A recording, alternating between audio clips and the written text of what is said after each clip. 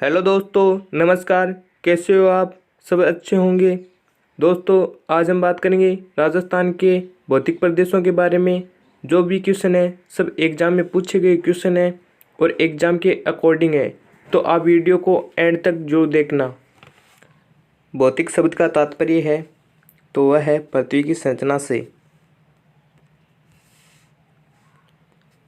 राजस्थान के भौतिक प्रदेशों का सर्वप्रथम वर्गीकरण किसने किया? तो वह किया था वीसी मिश्रा ने।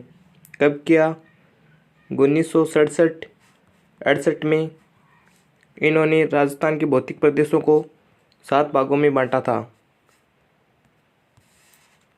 राजस्थान के भौतिक प्रदेशों का पुनः वर्गीकरण किसने किया?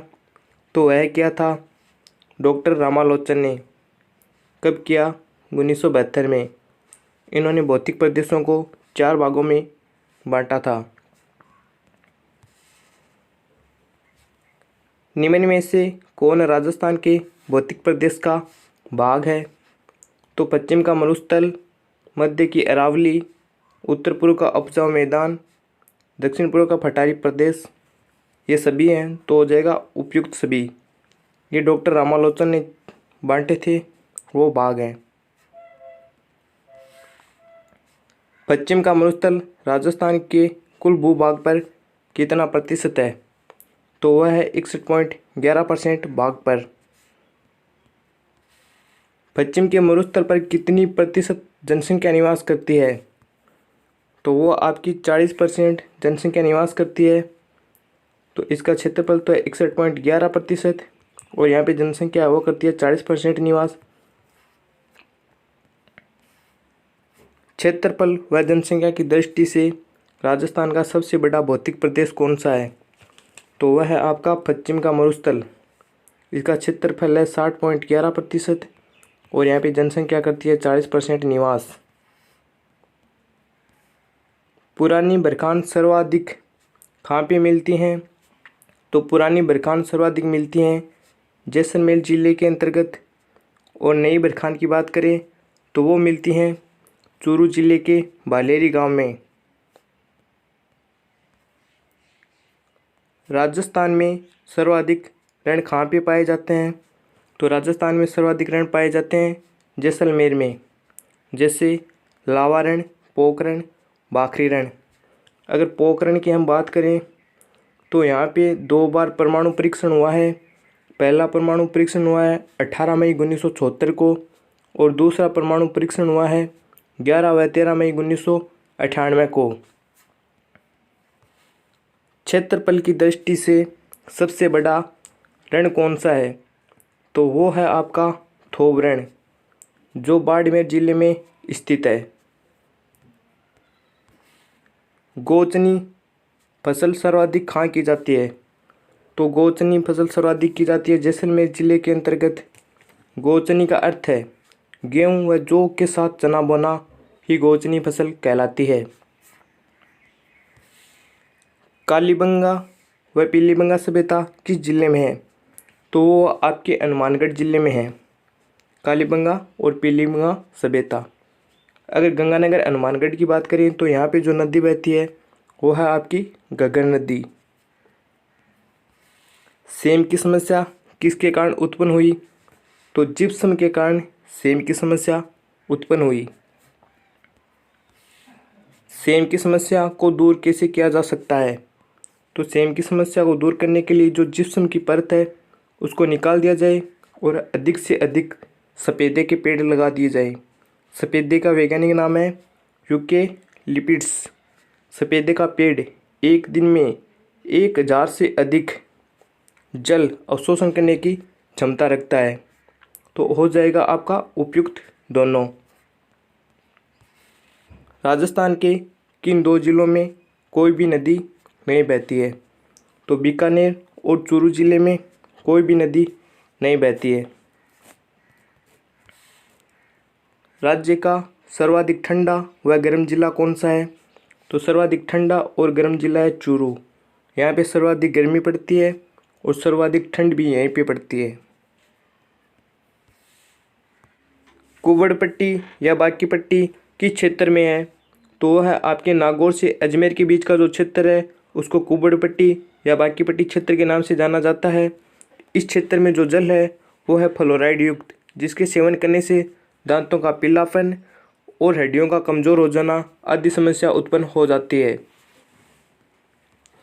फ्लोराइड युक्त जल का सेवन करने से कौन सा रोग हो जाता है? तो वो हो जाता है आपका हड्डियों का रोग, जिसे हम कहते हैं फ्लोरोसिस।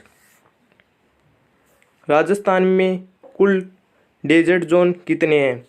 तो राजस्थान में 85 डेजर्ट जोन हैं। अगर भारत के संदर्भ में बात करें तो भारत में 142 डेजर्ट जोन।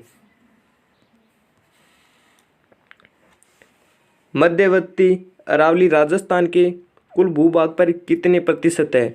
तो वो है आपके 9% भूभाग पर। मध्यवर्ती अरावली पर कितने प्रतिशत जनसंख्या निवास करती है? तो इस पे 10% जनसंख्या निवास करती है। तो इसका क्षेत्रफल है 9% और इस पर 10% जनसंख्या निवास करती है। तो आप 9-10 से याद रखिए। अरावली पर्वतमाला की कुल लंबाई कितनी है?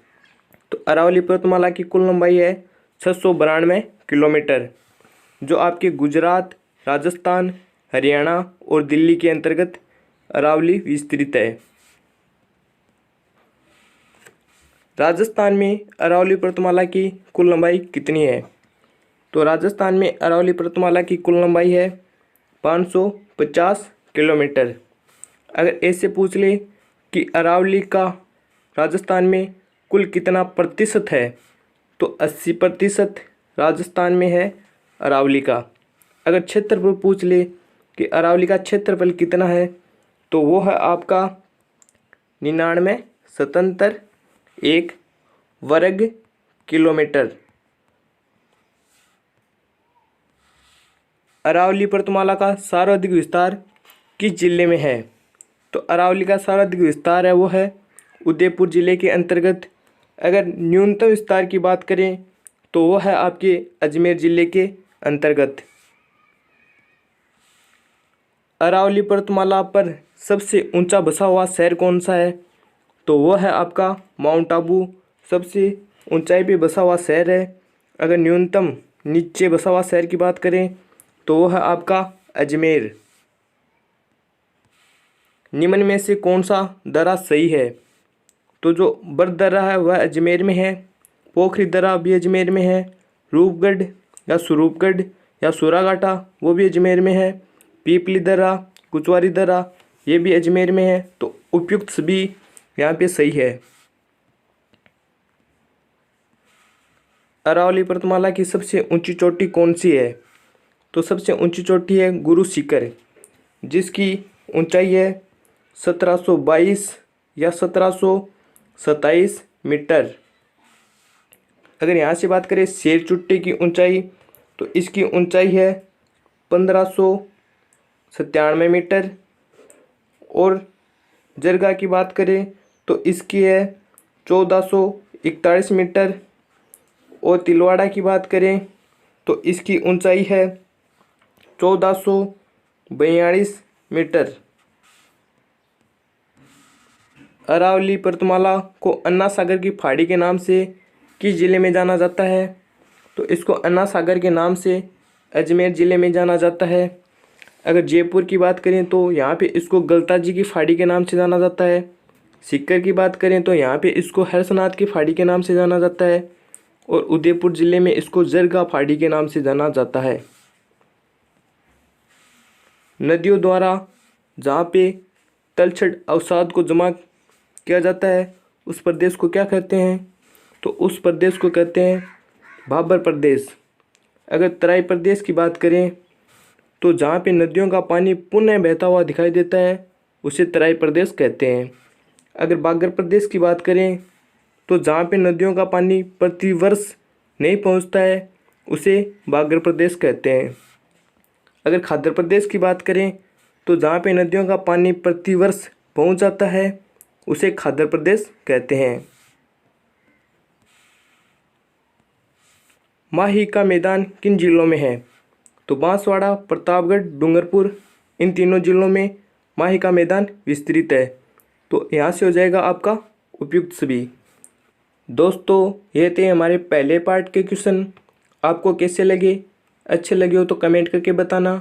और इसका दूसरा पार्ट हमारी प्ले लिस्ट राजस्थान भूगोल के नाम से है, उसमें मिल जाएगा, वो जाकर ज़रूर देखना। धन्यवाद दोस्तों, जय हिंद।